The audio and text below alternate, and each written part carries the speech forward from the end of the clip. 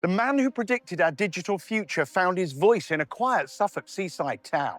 When we think of George Orwell, we usually picture the gritty streets of London or the cold, isolated shores of a Scottish island. But to truly understand the man who wrote 1984, you have to look at the pastel-coloured beach huts and the rolling North Sea at Southwold. Standing here on the banks of the River Orwell in Ipswich, it's easy to see why this landscape stayed with him. Though he wasn't born here, Suffolk was the anchor for his early writing life. His parents retired to Southwold in the 1920s, and Orwell, then still known as Eric Blair, spent years living in the town at their home, Montague House. In fact, he took his famous pen name from the very river that flows behind me right now. Orwell was a man of contradictions, and Southwold brought them to the surface. He was often seen walking the marshes or browsing the local bookshops, appearing as a typical English gentleman. Yet his mind was busy dissecting the social injustices of the era. Much of his early novel, A Clergyman's Daughter, was shaped by his observations of the town and the surrounding countryside.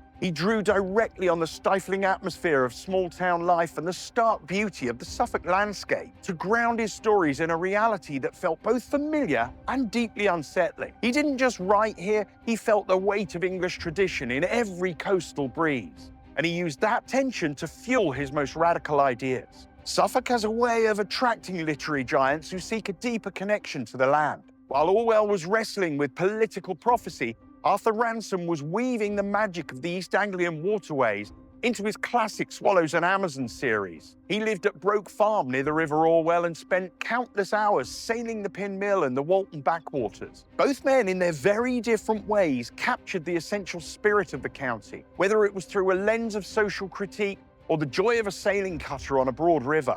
Today, Southwold remains a place where you can feel the ghost of Orwell in the narrow streets and the salty air of the harbour. He represents that brilliant, stubborn Suffolk independence. He found peace here, but he also found the inspiration to challenge the status quo. From the marshes of the Blythe to the banks of the River Orwell, these writers proved that this landscape isn't just a backdrop, it's a catalyst for greatness. Whether it's the gritty social truth of a political masterpiece or the timeless wonder of a childhood adventure, the soul of Suffolk continues to echo through some of the most important pages ever written in the English language.